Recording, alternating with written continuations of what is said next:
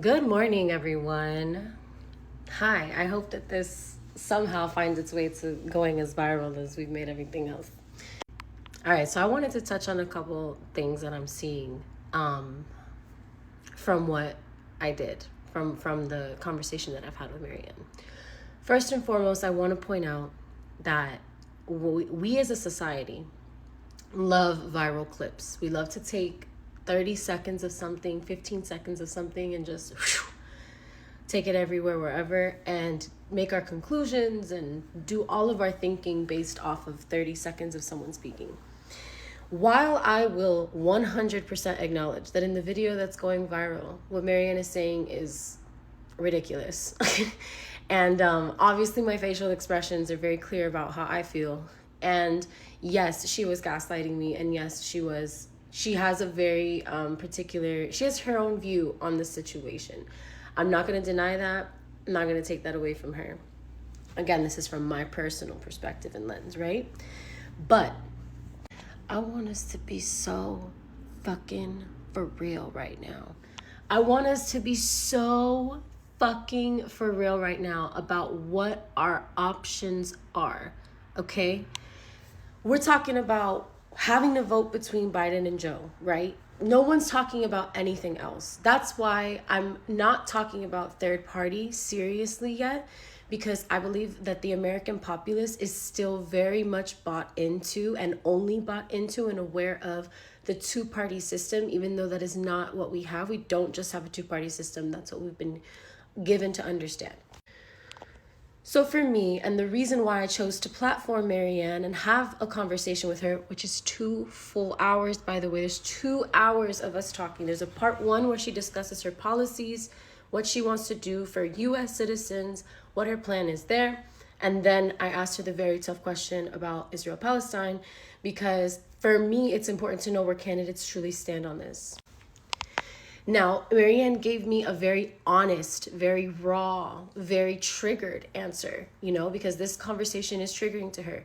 She is in her 70s. She is a grandmother. She is Israeli. I mean, she's not Israeli. She's American, but I'm pretty sure she's also, she sympathizes deeply with Israel and the Israelis. I'm not sure if she holds dual citizenship. I don't really know her particulars like that. However, I do know that she's very clearly where her stance is. However, she is the only candidate still calling for a ceasefire. She is the only candidate who's acknowledged Palestinians as Palestinians, okay? And she's the only one who has a proposed plan of peace. Now, is it exactly the solution that is proper? No. But is she willing to hire experts who would be able to do a better job maybe than she would be able to? Yes. Is that what her proposed plan is for the Department of Peace? Yes. Is that her because, when I asked her, hey, how do you intend to do all this stuff? She said, I want to create a cabinet. I want to have people around me and in positions of power who are not related to the profiteering corporation that gets to, benefit off of it. Like right now, where there's people in positions that have direct conflict of interest with what they do for a living and what they make money off of. She doesn't want to do that. She wants to put experts into all of these different fields who have more knowledge and who are more capable of coming up with solutions than she is. And that to me is something that I'm not seeing any other candidate talk about. Now, is she a perfect candidate? No.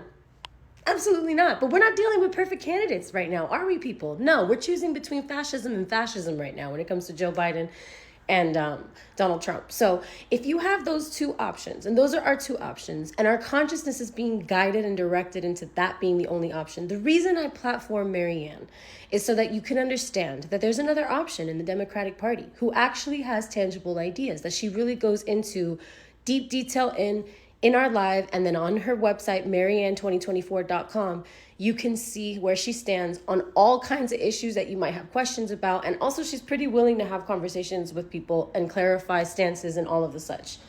Now, I just want us to be for real.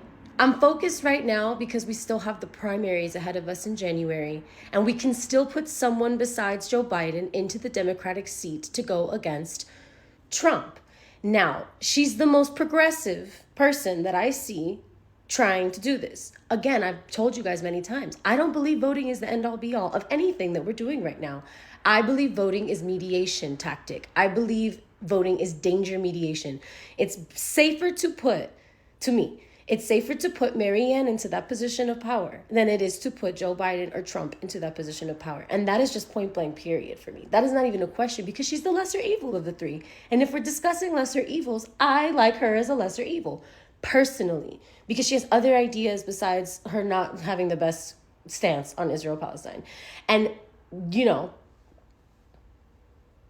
I know that many of us are at a point where we're like, we don't even want an evil. And I hear that. That to me is the third party fight. That to me is, if it goes left or right, I should say, and we only get to choose between Joe and Trump because establishment said so, which is kind of probably what's going to happen regardless, but I'm trying. Then we can worry about third party, and we can talk about third party, and I will be platforming third party, and we will galvanize behind third party. But we're not going to go out sitting quietly, and we're not going to act like we don't have options. So tap into these primaries.